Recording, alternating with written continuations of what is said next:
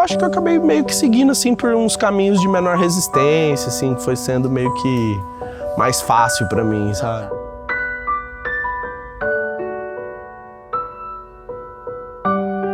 Acho que eu consegui lidar de uma forma com a perda do meu filho que me tornou uma pessoa melhor do que eu era, sabe?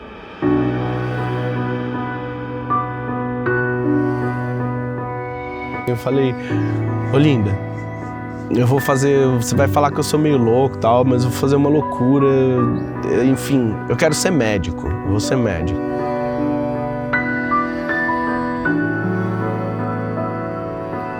Daqui a pouco tempo a gente vai virar pó debaixo da terra, e se não for agora que a gente fizer, não vai ser nunca, né?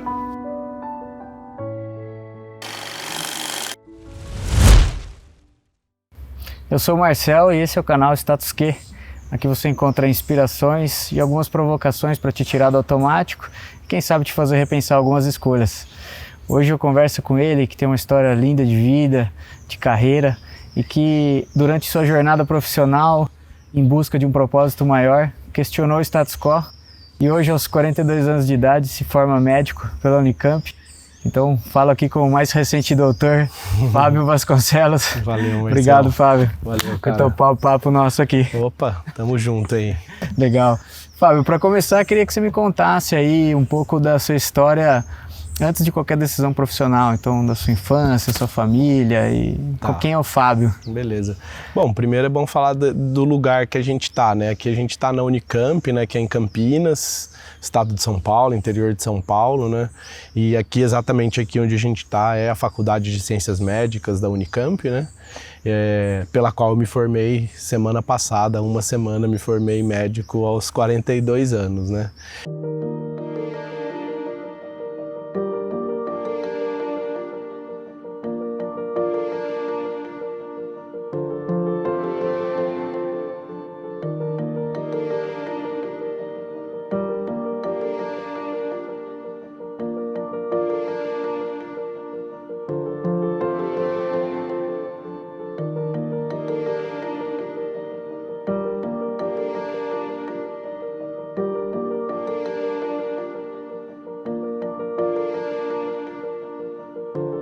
E minha história de vida é bem relacionada com esse lugar aqui, que é a Unicamp, né? Eu nasci no bairro que é ao redor da Unicamp, né? Onde a Unicamp nasceu e cresceu, e onde eu também nasci e cresci. Então minha história é muito ligada com a Unicamp, assim. Eu frequento aqui desde muito cedo. Meus pais vieram para Campinas porque meu pai veio fazer um mestrado aqui. Então assim começou a minha conexão com a Unicamp. E sempre foi um quintal da minha casa, assim, mais novo. Sempre tinha muita liberdade de andar de bicicleta pelo bairro, coisa que às vezes a gente já não vê mais tanto, assim. Eu lembro, tem uns marcos temporais, assim, na minha cabeça, e eu lembro que eu criança, com 10 anos, por aí, eu andava, que a idade que meu filho tem hoje em dia, eu andava de bicicleta sozinho com os meus amiguinhos aqui por Barão e conhecia a Unicamp inteira. Então isso aqui é um quintal pra mim, assim, né? Então tem uma relação bem forte com aqui. Mas como criança, antes de escolher profissão, essas coisas, eu sempre fui muito curioso, assim, na minha vida, por muitas coisas, assim. Até era difícil ver o que era a matéria favorita na escola, assim. Eu gostava um pouco, não gostava tanto de estudar, era um moleque que queria muito mais brincar do que estudar, mas não sabia dizer o que era melhor, o que era pior, no que eu ia melhor, no que eu ia pior, porque era um aluno que ia razoável, assim, não estudava muito e passava razoável nas matérias, então acho que essa faceta sempre tive, assim, de ser bem curioso. Mas também tive um pouco de uma coisa assim, meio que de me boicotar algumas coisas, assim, sabe? Eu não levava as coisas muito a fundo, assim, sabe? Não ia muito atrás, começava a coisa e interrompia, sabe? Tinha um pouco dessa coisa, assim. E aí até foi uma coisa que eu cheguei a pensar um pouco em fazer medicina quando eu era moleque, assim, mais novo. Como eu era curioso, pensei já em fazer um monte de coisa, a medicina tinha passado na minha cabeça, mas assim, eu na hora me sabotei, falei assim, não, cara, fazer medicina, né, medicina é a maior foda. Meu pai sempre falava, você estudou em escola particular, bom, então você vai fazer uma faculdade pública e tal. Eu falei, imagina passar em medicina na Unicamp, não existe nem a mínima chance, né? Não queria aquela dedicação ali pra mim, naquela época da vida, então isso passou também, não me consumi por isso, não me lamuriei por isso, simplesmente passou e e não era mais uma coisa que estava na minha cabeça. E aí eu acho que eu acabei meio que seguindo, assim, por uns caminhos de menor resistência, assim, que foi sendo meio que mais fácil pra mim, Os sabe? atalhos. Talvez os atalhos, eu acho que era o que era mais fácil mesmo, sabe? Aí eu fui, cheguei a prestar aqui, fiz 1 ano aqui na Unicamp de tecnologia sanitária, uma parte de biologia que me interessava e tal. Mas aí saí disso e fui fazer ciências sociais aqui na Unicamp. E eu entrei também em relações internacionais numa faculdade particular aqui em Campinas, com uma proposta de ensino nova, assim, tal, legal, um ensino bem pesado, assim, aula integral, com diversas disciplinas.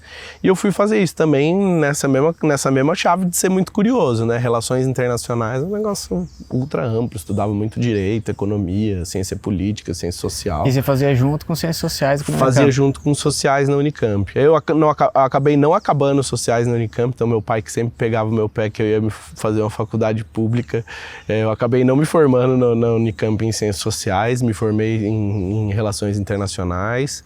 Aí fui trabalhar um tempo em empresa, né? Fui trabalhar em empresa multinacional. Aí que ano você se formou, então, em Relações Eu me formei no fim de 2006 para 2007. Legal. Aí eu trabalhei 1 ano na própria faculdade onde eu me formei. Eu era bom aluno, gostava de ensinar, eu consegui um emprego lá como era um professor assistente, dava umas monitorias e algumas aulas mesmo.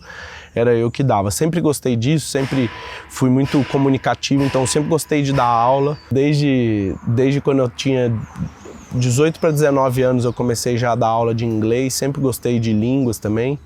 E então relações internacionais também foi um caminho assim, um caminho fácil assim para eu seguir. Aí depois me formei em 2006, fui trabalhar em empresa, trabalhei em empresa multinacional, na operação internacional da empresa, mas também não era o que eu gostava mesmo. Assim, eu fazia bem, porque eu sempre por ser curioso, eu sempre ia atrás das coisas, sempre pelo menos num primeiro momento aquilo me despertava curiosidade, me despertava de ir atrás e tal, né? Mas aí às vezes caía naquela mesmice, assim, sabe? Logo você enjoava e já questionava. Já questionava. E aí então eu acabei saindo de empresa multinacional e eu decidi naquela época que eu ia prestar, tinha feito relações internacionais, que eu ia prestar o concurso para diplomacia, para o Instituto Rio Branco, lá em Brasília, para virar diplomata.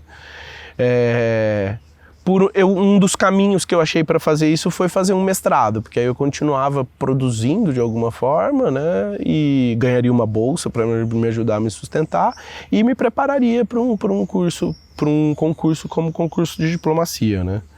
E aí assim fui fazer um mestrado aqui na Unicamp também, no Instituto de Economia aqui na Unicamp, em Economia Internacional, meu mestrado. E também era uma coisa que eu gostava de fazer, eu fiz, não foi um penar para mim fazer isso, eu fiz numa boa tal. Mas aí até no meio do meu curso, assim, me aconteceu muito do que me fez questionar até, assim, aonde eu estava e o que é que eu estava fazendo da minha vida, assim, o que é que eu queria para frente na minha vida, né, acho que foi... Aí você tinha quase uns 30 anos já. Aí foi que a minha esposa ficou grávida, né? A gente ficou grávida, a gente queria tal, queria ter filho, tudo mais, tava numa idade boa, assim. E daí, pô, gravidez super desejada tal. Aí a gente fez um ultrassom com poucas semanas de idade gestacional e aí a surpresa que foi que era gêmeos, né?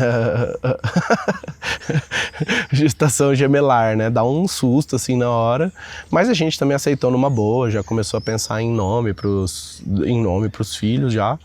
E foi indo super legal, eu me envolvi bastante, assim, com essa parte de saúde, assim, eu já tive alguns episódios na minha vida antes de eu decidir fazer medicina que eu tinha me envolvido muito com a área da saúde, tinha me envolvido uma época com problemas de saúde da minha mãe, aí na época da gestação me envolvi muito na gestação, quando soube que era gemelar, me envolvi muito também naquilo.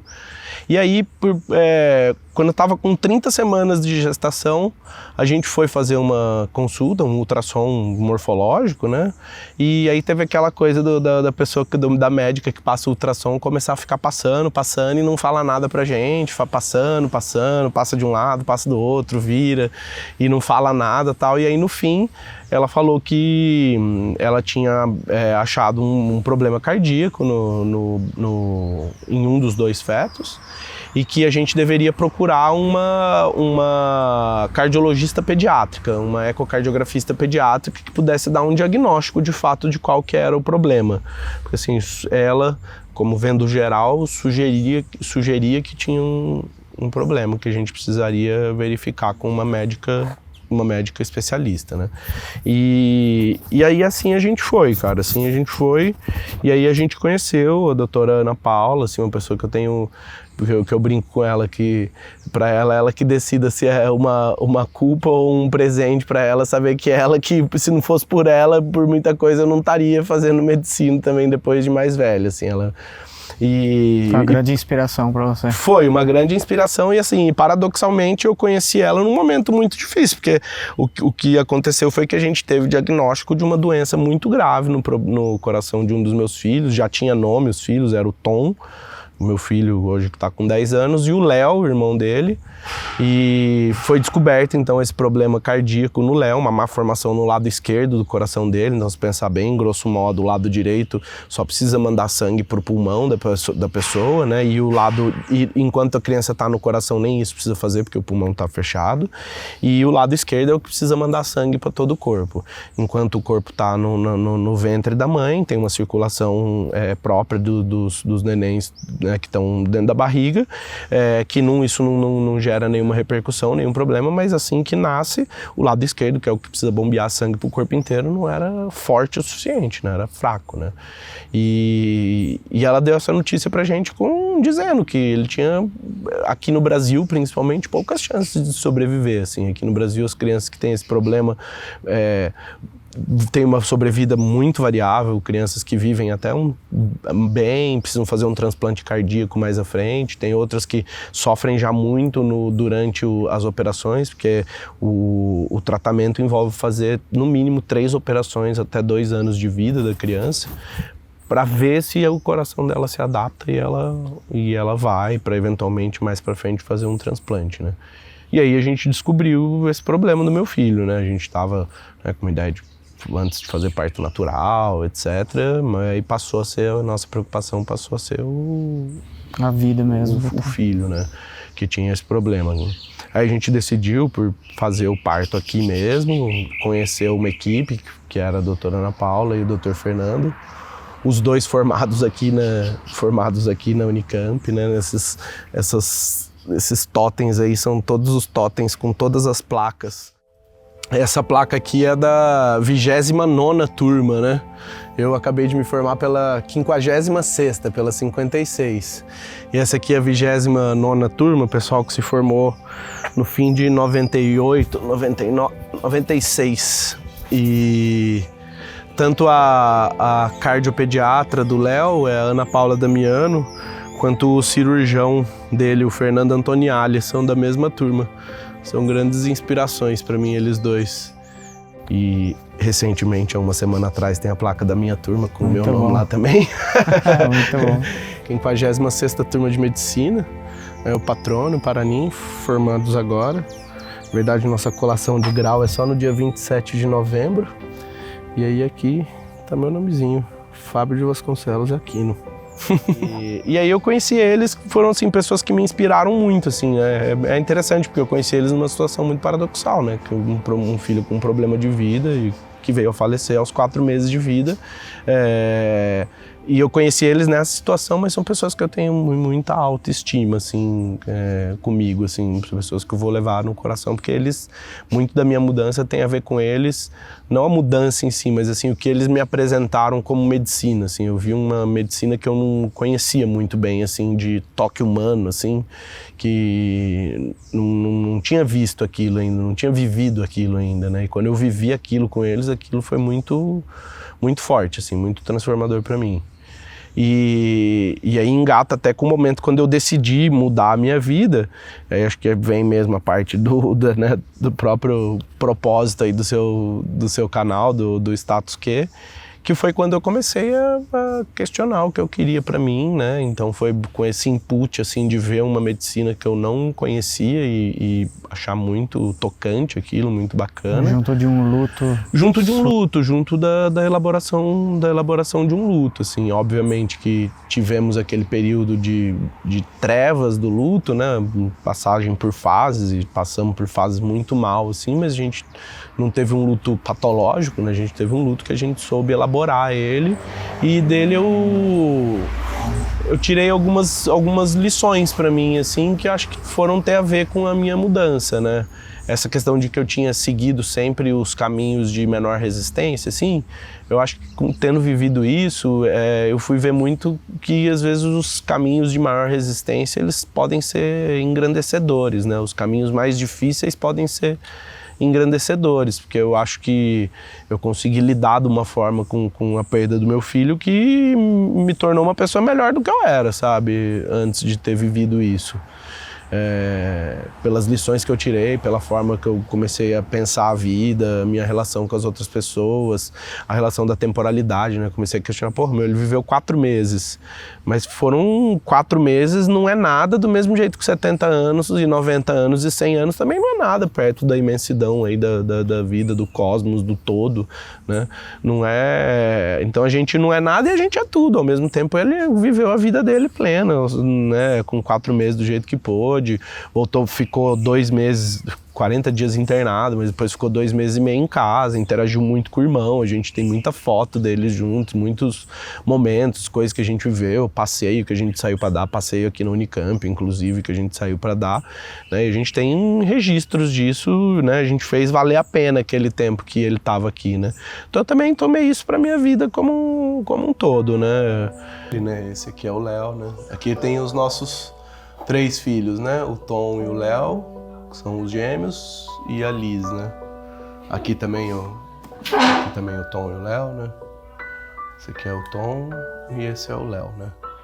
O Léo, como tinha um problema cardíaco, ele era bem menorzinho do que o Tom, né? Ficou internado muito tempo e tal, então era menorzinho. Essa foto aqui foi feita acho que 5 dias antes dele falecer, essa foto que foi feita. Aqui a gente tem um altarzinho com um porta-retrato com uma fotinha dele, e aqui dentro tá o potinho com as cinzas dele.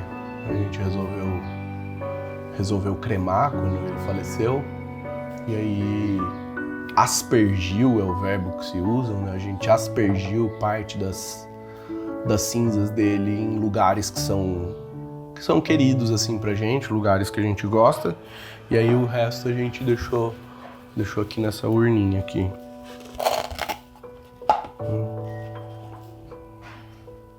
Isso aqui no chá de bebê deles, uma amiga nossa fez, a lembrança eram potinhos de geleia. Aí era uma geleia de maracujá, que era a geleia do Tom, e a geleia do Léo, que era uma geleia de pimenta. E aí a gente usou esses potinhos para colocar as cinzas dele. Esse aqui é um texto bem significativo que me deram assim sobre a morte do Santo Agostinho. Me deram esse poema quando ele faleceu. Ajudou assim a gente a dar um significado assim pro que tinha rolado e tal. E acho que tudo isso de dar significado pra morte dele foi o que me ajudou também depois a vir fazer medicina, tá ligado? Foi uma... Não tem jeito de desvincular uma coisa com a outra, né? Eu ontem postei uma foto no Stories, no Instagram, de eu terminando minhas últimas provas, né? E aí uma pessoa que curtiu esse Instagram, fiquei bem emocionado, assim, chorei um monte e tal. Foi a cardiopediatra do Léo, né? Foi uma pessoa que, apesar de ter estado comigo no momento em que eu perdi meu filho, ela foi uma grande inspiração, assim, pra minha vida, né? E aí ontem eu fiz esses stories e ela curtiu os stories, né? Nossa, eu fiquei muito emocionado, assim. Aí eu troquei mensagem com ela e foi muito bacana, assim. E falei pra ela que, olha, se eu não tivesse te cruzado na vida, se eu não tivesse te cruzado na vida, eu com certeza não estaria fazendo esses stories hoje. E aí ela falou, você só me cruzou na vida graças aos seus pequenos, principalmente graças ao Léo, né, que tinha um problema no coração. Então, poxa, foi bem emocionante ontem quando ela respondeu. Ontem eu tava numa pegada só de dar risada, tava meio rindo à toa, assim, sabe? Tava igual uma criança rindo à toa, mandava mensagem pra minha amiga, pra Lia, falava, vai Lia, não consigo, Lia, não paro de dar risada, não paro de... Tô muito leve aí. Não que tenha sido ruim, pelo contrário, acho que foi ótimo, né? Porque a gente precisa se conectar com as nossas emoções, assim. Mas aí na hora que eu li a mensagem dela, eu me debulhei em chorar, assim, escorri. Eu mandei uma mensagem pra Dora, eu falei, nossa, Dora, tô muito emotiva agora com essa...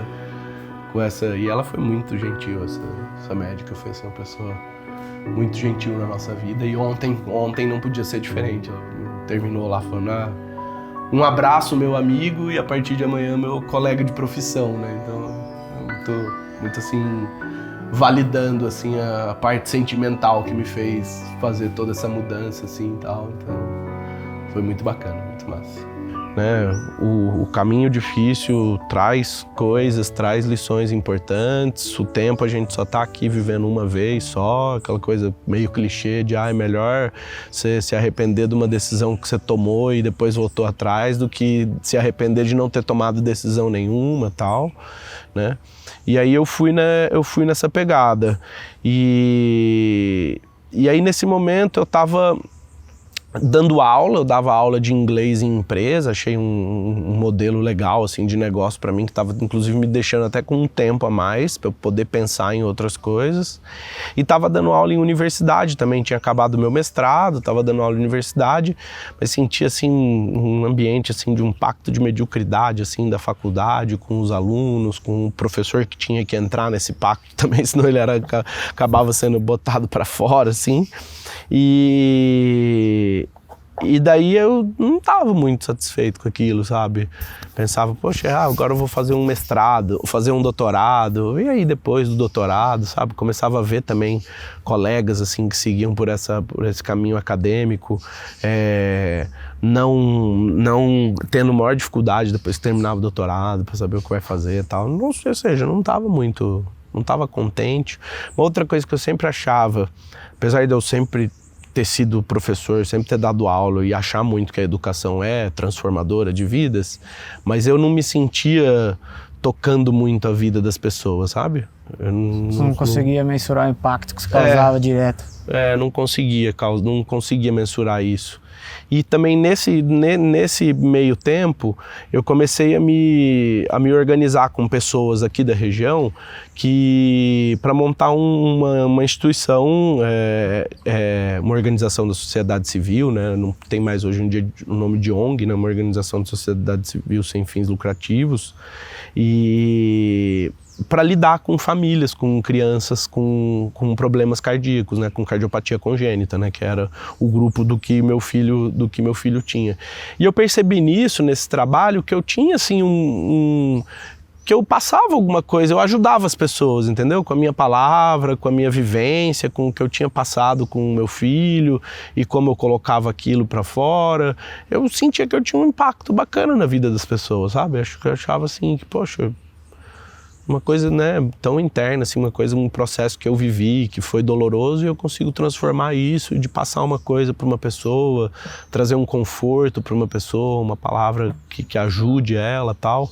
Então começou a fermentar tudo isso, assim, né, um monte de coisa dentro de mim, e eu falava, eu preciso transformar, né, fazer alguma coisa que dê mais significado para isso, né. E aí foi aí que veio a ideia, e aí, né, não foi só isso, né, um monte de coisa, um caldeirão, né, obviamente, nesse sentido, mas aí o que culminou, assim, foi quando veio minha segunda filha, né, a Liz, que hoje em dia está com 8 anos. Eu tomei a decisão de fazer medicina quando ela estava com 15 dias de vida, Porque aí veio esses questionamentos, assim, né? Eu também me envolvi novamente, me envolvi muito com a questão do parto, né? Foi um parto do jeito que a gente queria, um parto natural do jeito que a gente queria, com minha mulher muito empoderada ali do processo dela de ser mãe, de gestar e de parir e tal. E eu muito participativo também, foi um trabalho de parto muito longo, mais de 30 horas de trabalho de parto, assim.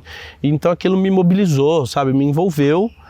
E eu com esse todo envolvimento e já com essas coisas já fermentando na minha cabeça, né? A forma com que eu tinha elaborado o luto do meu filho e passado isso para frente, né? A forma com que eu tava um pouco insatisfeito com o pacto ali que se vivia no mundo acadêmico.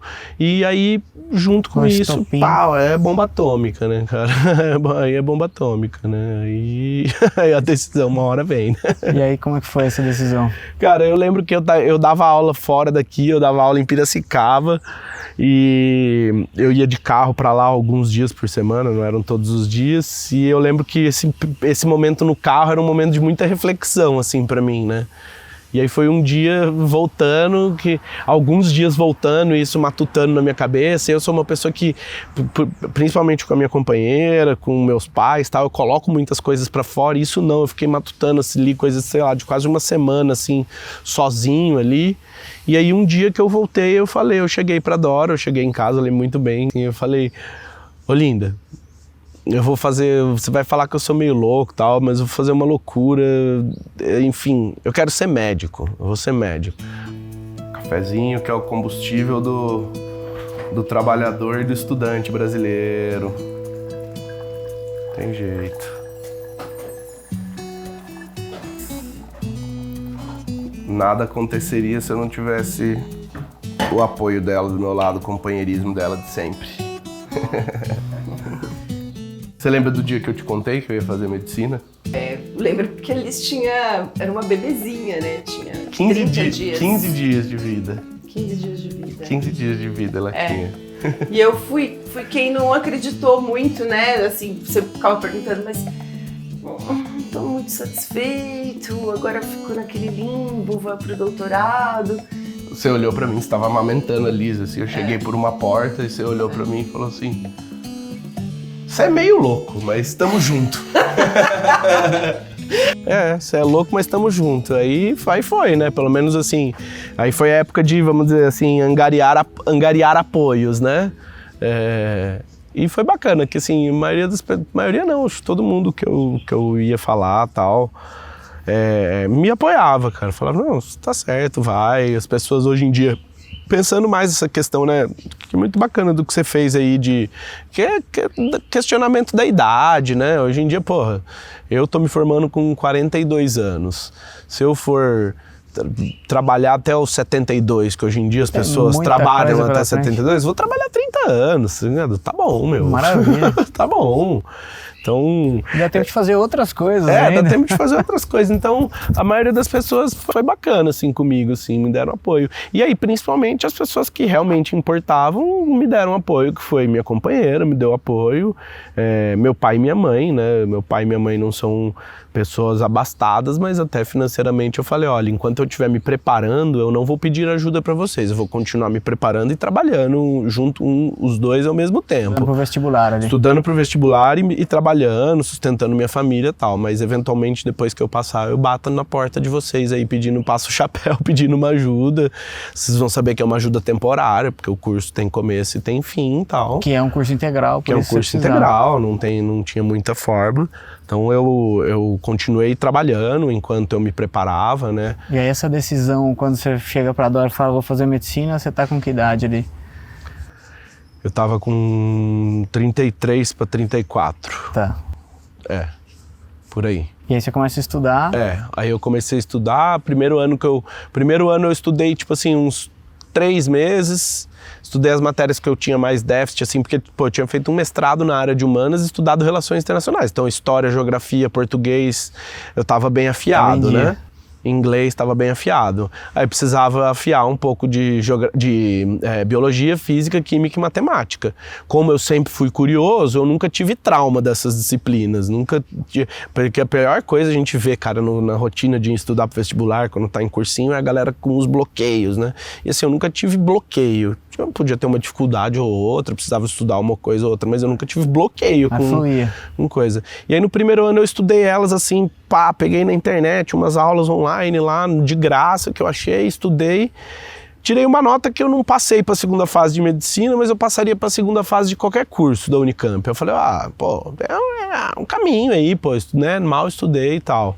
Aí no ano seguinte eu já falei, não, eu vou fazer um cursinho noturno. Foi um ano assim de bastante sacrifício familiar, assim, porque realmente contar com muita parceria da Dora, porque eu todo dia, né, com 2 crianças em casa, uma de 0 para 1 ano e outra de 2, e eu 6h30 todo dia, saía e ia pro cursinho, né, 6h30, 7 horas ia pro cursinho. Então foi uma barra assim que ela segurou, e eu me preparando à noite, trabalhava durante o dia, estudava durante o dia e ia pro cursinho à noite. As crianças eram bem pequenas, ainda bem dependentes, então aos finais de semana eu tirava eles de casa e levava, passeava, fazia as coisas, mas a gente estava sempre muito sozinhos, né, sempre sem compartilhar, só mandando foto, vídeo e tal. Então foi um pouco disso. O período de preparação foi o período. A nossa vida enquanto casal também, né? Porque a Liz muito pequenininha, a gente estava passando assim por aquele limbo, sabe? De filho muito pequeno, mãe muito conectada com o filho e ele bastante afastado estudando. Pra gente pessoalmente foi isso. Bora vai, mas eu via que tinha potencial, porque não era assim aquela pessoa que diz, eu quero fazer medicina, eu quero mudar de carreira e tal, e tem um churrasco, ela sai, né, dos estudos e vai participar. Não, ele até ia, mas antes ele estudava. É algo que eu assim, posso exaltar muito, viu? Que ele é muito, muito, muito organizado. Mais ou menos. Não, posso ser organizado pra fora, pra dentro eu tenho meu caos. Você tem seu caos interno. Aí nesse ano eu prestei e eu fiquei por 1 ponto de ir pra segunda fase. Aí eu lembro de uma figura num desses memes de internet. Eu não lembro se era de uma página motivacional, porque eu não vou tanto atrás disso, não sei se Facebook, não sei se alguém de cursinho, alguma coisa. Mas era um tiozinho, assim, uma foto de... em cima tem um cara batendo um túnel, assim, não é em cima, é um túnel, assim, é um túnel e um minerador batendo uma picareta, assim, aí chega uma hora que tem... Aí você vê a perspectiva, assim, tem uma folhinha, assim, tudo cheio de ouro pra trás da folhinha e o cara voltando pra trás, desistindo com a picareta, cansado, né? Muito bom. Se você procurar na internet, você acha isso, cara. E aí eu falei, não, cara, minha parede tá fininha ali, velho. Eu vou bater, mas vou martelar nessa parede, não tem jeito, cara. E aí você não se abalou, então você falou, cara, vou seguir. Eu vou, cara, eu vou, e felizmente, eu tava num momento que eu conseguia ainda manter minha finança doméstica, eu trabalhava, né? Eu consegui, graças a ter ajustado esse negócio de trabalhar dando aula, principalmente em empresa, eu conseguia não trabalhar muito, né, e conseguia ganhar uma grana que ajudava no sustento aí da casa, né, no andamento da casa.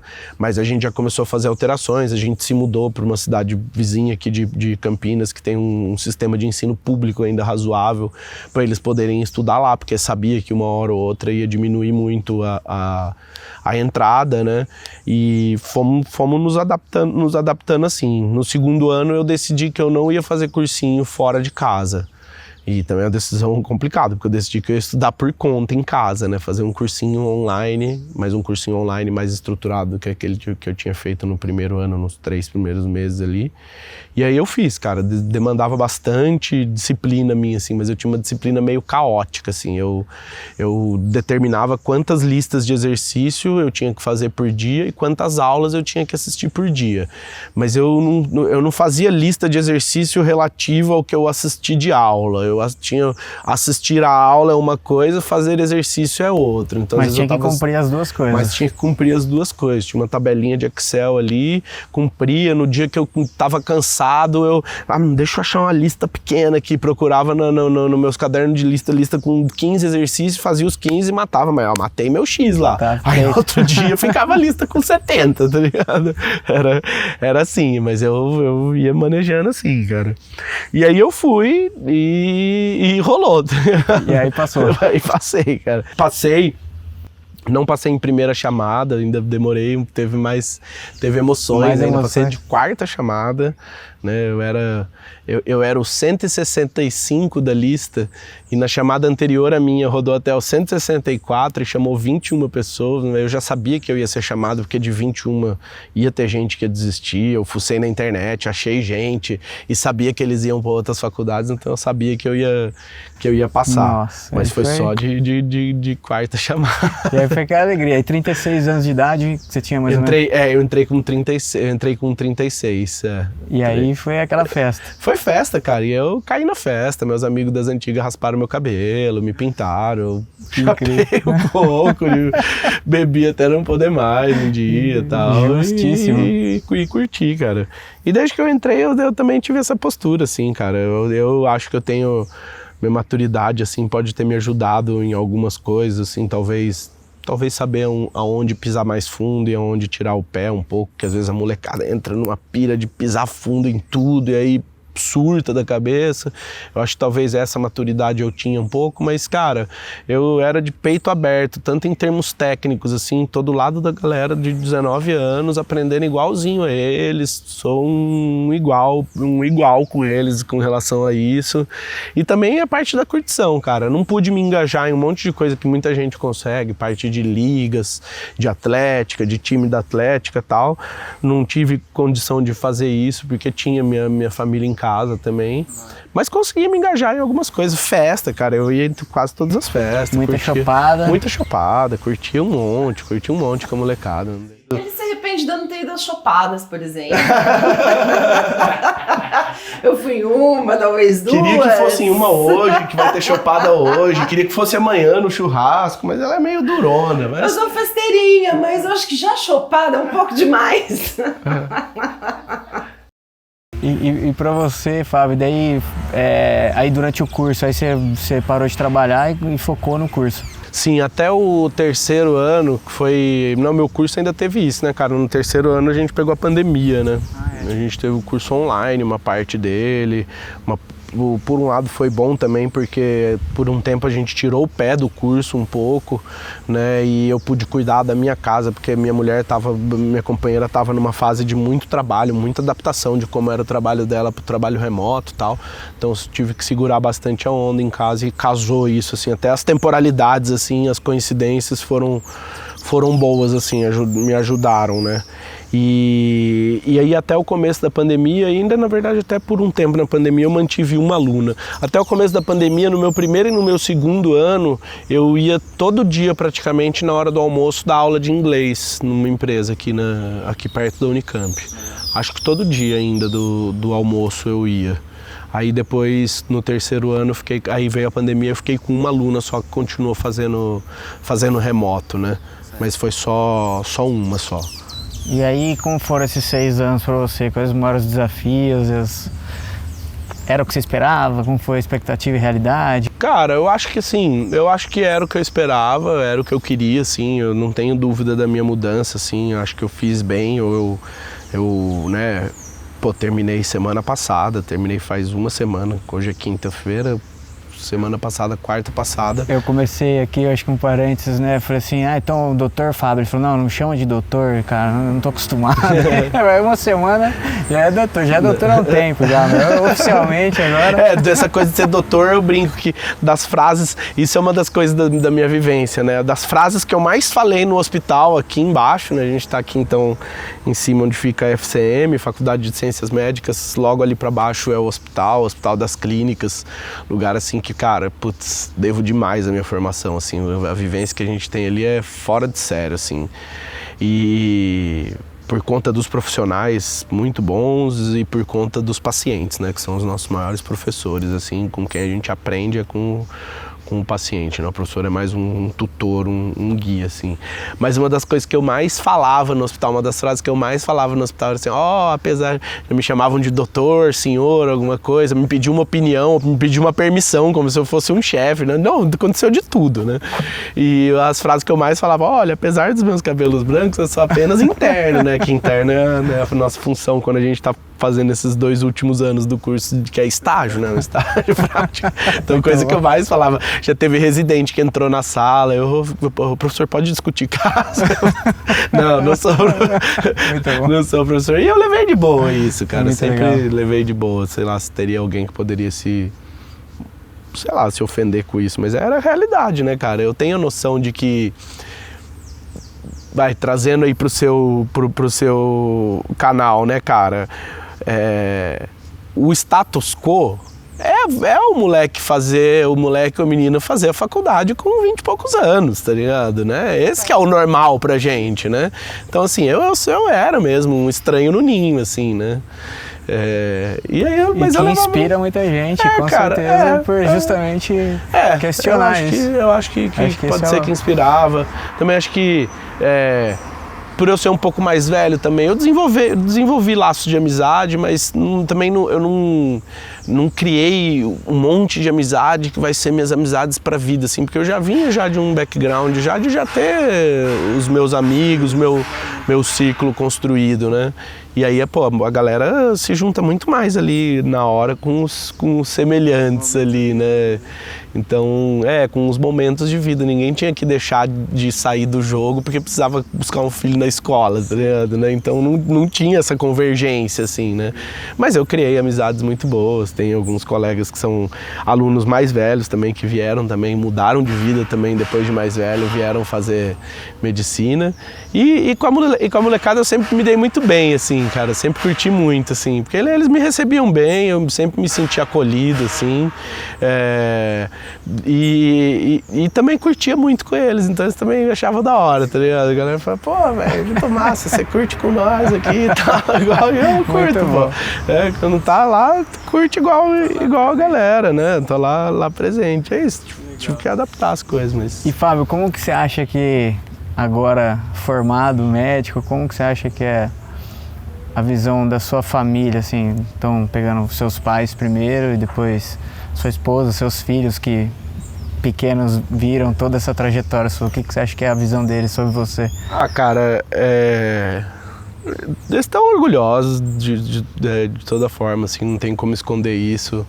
Meu pai sempre foi um cara que me cobrou, assim, essa coisa de eu ir atrás das coisas que eu faço. Filho, você desiste das coisas, você precisa, né, correr. E aí eu falei que eu vou fazer e dessa vez eu fui mesmo. Fui com afinco, eu tenho certeza que não vou largar, tenho certeza que não vou mudar agora. Eu posso ir me especializando, me fechando em algumas áreas, abrindo algumas portas, fechando outras, mas não vou. não farei grandes mudanças de novo. Agora esse é o meu status quo e agora acredito que não vou questionar ele. Por um bom tempo. Por um bom tempo, não. Então eles estão orgulhosos.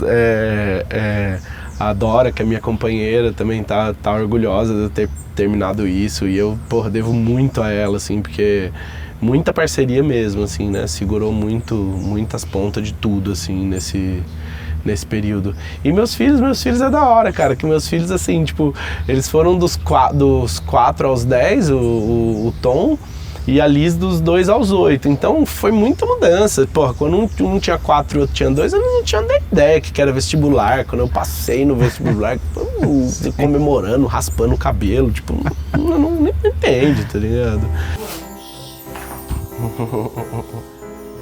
Essa aqui é minha pequena. Hoje é o dia que você vai se formar. O que significa isso? É meu último dia de faculdade hoje, Elisoca. Eu tinha 2 anos. Você tinha 2 anos quando eu comecei a faculdade. Tá. E agora, poxa, sabem tudo, sabe? Sabem que papai gosta de medicina, sabe que eu tenho orgulho disso, sabe que eu gosto, sabe que eu tava na universidade, sabem que eu sou um diferente na universidade, sabem que o normal também... mais comum, se dane as concepções do normal, talvez o mais comum seja fazer a faculdade ali, né, o Tom tá com 10, porra, talvez daqui 10 anos o Tom esteja fazendo faculdade, eles sabem que o papai é um diferente ali no meio, mas eles sabem que eu tô feliz, assim, agora eles têm bastante noção disso, assim, então é bacana, assim, muito foi uma legal. Mudança bacana. Bom demais. E galera curtiu, meus amigos curtiram, óbvio que já começa a brincadeira de, vou fazer uma consulta aqui e tal, vamos. Maravilha. Vamos. E Fábio, se você tivesse uma mensagem para dar, assim, para as pessoas que estão, eventualmente, em algum momento de vida com alguns incômodos, será que eu estou no caminho certo, fazendo certo, né? Você que traz uma inspiração de... Aos 36 anos não é comum as pessoas falarem, vou recomeçar algo, né? E eu acho que a gente tem na história da humanidade muitas pessoas incríveis que criaram muitas coisas aos 50, aos 60 e assim por diante. Então você vem, né, trazendo mais uma inspiração aqui. E o que você daria de mensagem para essas pessoas que eventualmente se questionam, putz, será que eu tô velho para fazer? Será que é a hora? Será que é isso? Cara, uma coisa que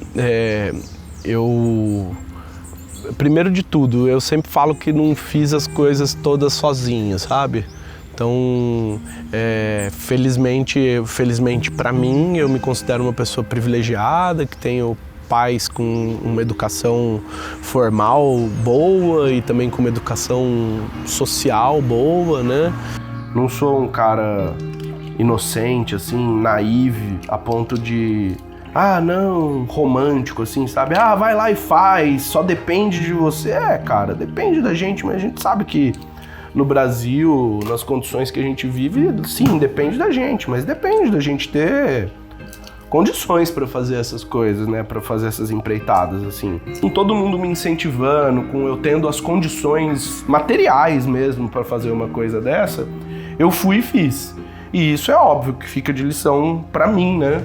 De que se eu quiser alguma coisa, correr atrás, né, botar isso com afinco na minha cabeça e tiver os apoios por trás, cara, bora que a vida tá aí pra ser vivida, é uma vez só, daqui a pouco tempo a gente vai virar pó debaixo da terra, e se não for agora que a gente fizer, não vai ser nunca, né? Bora! Mudança tá aí pra ser vivida também, né, cara? A vida é viva, a vida é movimento, então... Abraço o movimento, abraço a mudança, e é isso, acho que isso foi mais a minha pegada. Então eu acho que sempre questionar, fazer essas mudanças, você tem que saber que você não...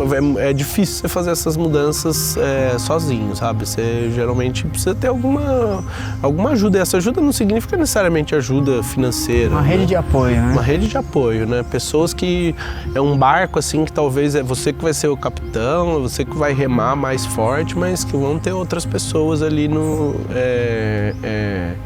te ajudando. E se você achar que você tem pessoas que estão te ajudando, cara, pode ter certeza que o barco vai na direção, cara. O barco vai na direção. Então, precisa ter uma rede de apoio, isso é importante. E tentar mesmo, porque acho que foi um pouco disso que eu falei, dessa coisa, sabe, da vida curta do meu filho aqui, sabe, cara? O tempo tá aí, cara. O tempo tá aí igual para todo mundo, sabe? Tá passando do mesmo jeito, e se você não fizer agora, você vai talvez se lamuriar depois, mais tarde, de não ter feito. E, cara, a dor de você se lamuriar de não ter feito lá na frente, possivelmente é maior do que as dores do percurso, entendeu? Que vão passar, cara, que você vai passar. O percurso tem dificuldade, mas percurso é meio, né, cara? É meio, e não é que os fins justificam todos os meios, mas chegar no fim mostra que o meio, né, óbvio que se o meio não foi escuso, você não pisou nas costas de ninguém para chegar no meio, como eu tenho certeza que eu não fiz, vale a pena, entendeu? O sentimento de ter realizado depois é muito maior do que o sentimento de não ter realizado, né, e é muito mais satisfatório, não tem...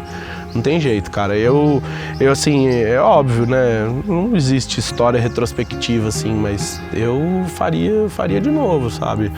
Nas mesmas condições eu faria de novo, né? Eu sempre falo, não é qualquer um que consegue. Infelizmente, não é qualquer um que consegue, cara. Mas tendo rede de apoio, vai atrás, porque vale a pena, cara. Eu consigo falar agora, bom, ainda não tô atuando, ainda não tô trabalhando e tal, mas em vias de e finalizado aí os 6 anos de curso, eu tenho certeza que valeu a pena pra mim, assim, não tem... Então é isso, hoje eu tô indo pra faculdade pro meu último dia de atividade. Mas acho que a expectativa mais agora não é mais mesmo sobre uma nova possibilidade de vida pra mim, aí fazendo o que eu gosto. Não tem jeito de, nesse momento, não ter um sentimento de dever, não de dever, porque eu não tinha dever com ninguém, né? Eu tinha um dever comigo mesmo, né? Então, sensação de, poxa, fui atrás de questionar meu status quo aí, e hoje em dia é o dia que está se simbolizando, né, de fato, né. Vou parar aqui pra vocês descerem, tá bom? Tá bom. Dá um beijinho em mim, Lizoca. Um beijo, minha querida. Tchau, querido, até mais. Bom dia pra vocês, boa aula, tá? Até amanhã, hoje a gente não se vê mais. Papai vai pra chopada de noite. Esse então é o HC, nossa grande escola. Aqui vem muita ambulância de outras cidades, vem até a ambulância do sistema prisional. Ai, doideira. Entrar olhando tudo. Última vez como aluno, é massa. Vale a pena. Pô, parabéns demais, Fábio, né? Assim, acho que nem preciso dizer, é uma inspiração essa história para todo mundo pensar e repensar as escolhas nossas todas, né, nesse caminho aí. Cara, foi um prazerzaço, assim, poder te conhecer, porque, né, a gente não se conhecia de antes, foi... Daqui do bairro, né? Exato. E aí, pô, conhecer a sua história, né, toda a parte, né, do luto, enfim, da emoção, de como você chegou, onde você chegou, e, cara, super orgulho de fora olhando pra você, cara. Né, acho que sua família, uma coisa muito bonita que você construiu, sua vida, sua carreira, cara, te desejo muito impacto na vida de muita gente agora, né? Que você possa, né, retribuir tudo que você tem de vontade e potência dentro para ajudar o mundo, né, as pessoas. Sim. E se também puder contribuir com alguma pessoa que assistindo aí a minha história, decida mudar de vida, também vou ficar muito feliz. Quero que entre em contato com o Marcel e conte para ele contar para mim, tá bom? Muito legal. Vamos deixar seus contatos, eles vão te achar. Eu acho que falei isso para você já desde as primeiras vezes que a gente se encontrou, que eu sou muito comunicativo, eu falo muito, e essas coisas para mim às vezes têm um caráter terapêutico também, sabe? Com certeza. Então, da mesma forma que eu espero estar inspirando alguém, para mim também agradeço, porque para mim é ótimo falar, botar para fora isso. Às vezes, sei lá, eu elaboro uma coisa que eu ainda não tinha elaborado. Muito bom. Vale a pena cara. Também. Então, eu agradeço, cara, a oportunidade, obrigado foi bacana. Mesmo, cara. Super prazer. Valeu, prazer. É isso aí, a gente fica por aqui então. Então, esse é o canal Status Que. Entrem lá no www.statusque.com.br, né? Tem os canais no YouTube, Spotify. E assinem a newsletter, é gratuita, semanal, sem spam. E vocês apoiam aí a minha motivação de continuar trazendo mais histórias aí como essa do Fábio, pra gente se inspirar e repensar todas as nossas escolhas do dia a dia. É isso. Um grande abraço. Obrigado, um abraço. Valeu. Bom demais, valeu, cara. Fiz uma tatuagem que acho que deve... Bom, não sei se posso falar, deve aparecer. Fiz uma tatuagem também, pensando um pouco aí no problema cardíaco dele, né? O nome dele era Léo, que significa leão, não era Leonardo, nada, era Léo mesmo. E então a tatuagem tem um leão, que é um filhote de leão, né, que simboliza ele, um coração, que era porque ele tinha um problema cardíaco, um coração anatômico, e tem até na tatuagem tem alguns detalhes que foram feitos na cirurgia dele, assim, então é um coração personalizado, assim, é o coraçãozinho dele mesmo.